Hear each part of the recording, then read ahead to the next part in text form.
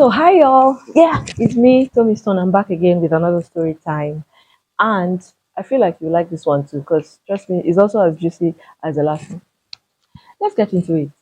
So about 25 years ago, I was in secondary school in FGGC Langtang in Jos, in Plateau State. Yeah, in Plateau State. And I was in GSS 3.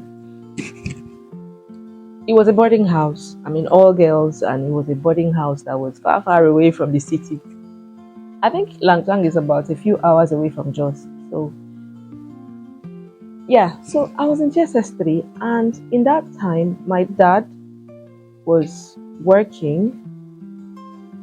I think he was in Jos back then, and then he got transferred from his workplace. He was transferred to the city of Abuja. Now, me, little old me, I had never been to the city of Abuja. I didn't know how I was supposed to get there. But because at that time, we didn't have phones and all whatnot, we didn't have mediums of communication where my dad could have called me or said, oh, do this or do that. But then he made arrangements with someone that was supposed to be my guardian in that town. He made an arrangement with a man to somehow find a way to get me to Abuja. I think the plan was for me to first of all go to Jos, stay there with my guardian in Jos. I had another guardian in Jos, and they were supposed to just, put me down for like a day and then send me to Abuja the following day. But for some weird reason, I mean, my guardian had his own kids in the school as well. We were all together in the school. But for some reason, those ones were, they came to get the kids and left me behind. I still cannot explain what happened up till now. I saw them leave. It wasn't as though maybe they went behind my back and left me there. No, it was literally a case of, oh, there's no space. And I was like, what am I supposed to do? Now, my school was such that the hostel, we were literally in the middle of nowhere. Let me put it that way. There were mountains. I mean, tall mountains that sometimes we would literally see fogs on top of the mountain, very close to our school. We used to see people moving up and down the mountain sometimes that probably they're like primitive people. Let me put it that way.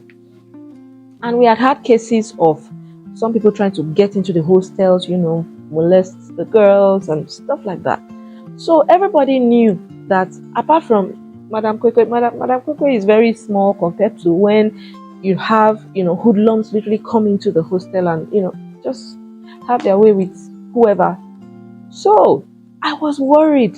By the time I found out that I was the one all alone, left behind in school with some other people that were trying to figure out how they were going to get home, I was in shock. I was like, God, what am I going to do? How do I get myself to Abuja? I've never been to Abuja before. I don't even know the way. Well, then I just thought to myself, girl, you are not going to sleep in this hostel tonight. I don't know what will happen, but I'm not going to stay in this hostel tonight because I don't want to face the risk involved. So I started to ask around, is anybody going to Abuja? Because we had people who came with their cars to pick their, words and take them home. I started asking around, is anybody going to Abuja? Is anybody going to Abuja? Guess what? After searching around for like a couple of hours, the only option I had was to go with a cargo van. I don't know if you know how cargo vans are built. They don't really have spaces in the back for passengers to sit. The space is just in front. And this cargo van was supposed to transport newspapers or something to the city of Abuja. But I don't know, I feel like that particular senior that I spoke to, her parents or her dad or something worked in that newspaper company, and he had arranged for the van to bring his daughter back to Abuja. I can't remember where they were coming from anyways.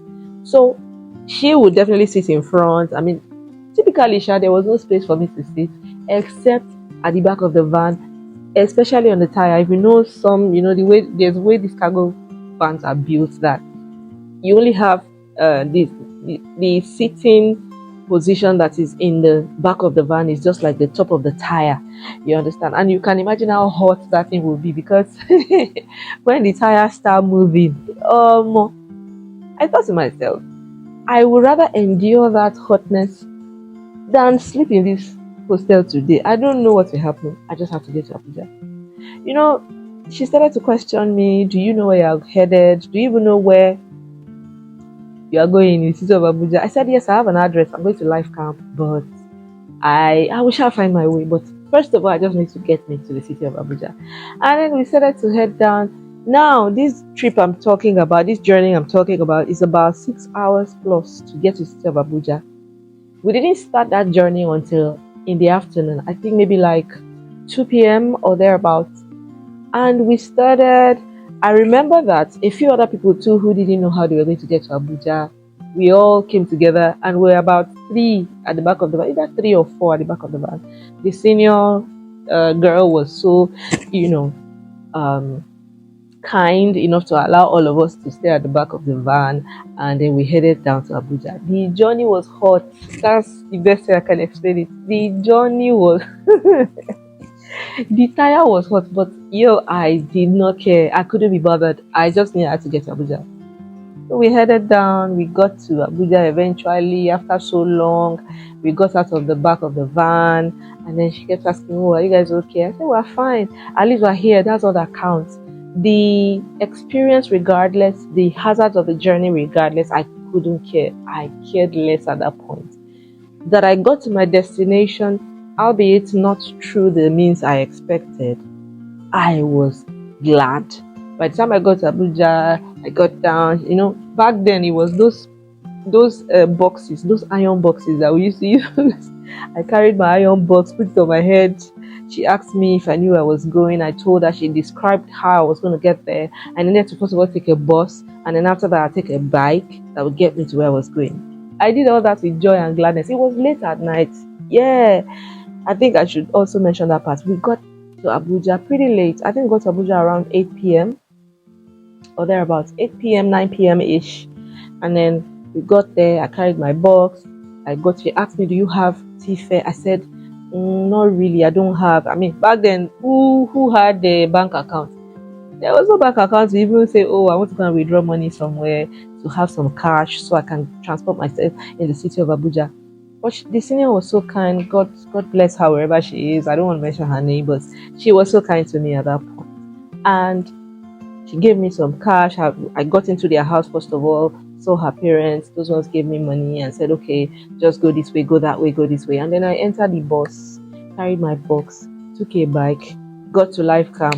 The distance from where I was dropped from the bike and where I had to trek to get to where my parents were living was also pretty long. I walked all the way with my box on my head. Guess what? Interesting part of this story. As I entered the gate of the place where my parents are staying, my dad was just coming back from work. I mean, late at night. He was just coming back from work with his car, and he was driving right behind me, and his headlights shone towards me like this. So I moved away from the road, like, "Oh, let me allow this person to pass." No, it was my dad. And then he saw me. He just called me from inside the car. "Eh? Where are you coming from? What's going on?" So apparently he had seen me, but he could not have thought that it could have been his daughter. How now? It's not possible. I just got, "Oh, hi daddy, good evening, sir." Carried my box. I went inside the house. I met my mom. My mom already heard my dad's car honking, so she knew he was about to come into the house. So she was trying to set the table for his dinner. That's what she was trying to do. So he just showed me the house, like, "Oh, that's the door there. Go in." So I carried my box. I got to the front of the entrance of the house, knocked the door, and then as soon as I knocked, my mom said, "Oh, come in." She thought it was her husband. Alas, it was her daughter. I took my box. I got inside. I said, "Good evening, mommy. Good evening." She saw me. She froze. Like, she was literally holding a plate. In fact, till today, I keep telling her that she's so strong because I thought that she was going to actually drop that plate and it would break. But she got herself together. She dropped the plate. She started shouting, "Jesus, Jesus, Jesus!" Typical Niger mom. Typical Niger mom vibe. "Jesus, Ibolo Simbo. Hey, Jesus, is it you or is it not you?" I said, "It's me." I heard that. I was just telling her it's fine, I'm okay. At least I'm here now, and that's what matters. And my dad came in. He was so mad. He was so angry. How dare they do that to you? I told them. I did it. I just told them it's okay, it's fine. At least I'm here now. My dad started to, find a way to make a call to that particular guardian that was in Langtang that was supposed to, um, put me in a bus or whatever, just get me to Abuja safely. I don't know whatever arrangements they eventually had, and however my dad handled the situation. But yeah, so this is the catch for me in the whole of this gist, right? Because I know you asked me that, why am I giving you all this gist? Sometimes you are not probably getting the luxurious treatment you want along your journey. You are not able to, get maximum comfort as you are, going through that journey. It's just not panning out the way you expect it to. But guess what? Getting to your destination is the icing on the cake. Did I get to where I was going? Yes, I did. Was the journey interesting? No, it wasn't. Was I out of my wits' end before I even found a way to transfer myself to Abuja? Yes, I was. I was frustrated. I had anxiety. I feel like it was just that adrenaline that made me come to a resolve that I'm not going to sleep in this hostel this night and I have to get to Abuja. It was risky, yeah, because I'm not sure that I would have done that in today's, in today's time. No, not with all this, insurgency and all manner of, crazy people that are just traversing the earth. So I know that if it was now, I probably wouldn't say that that was a wise decision.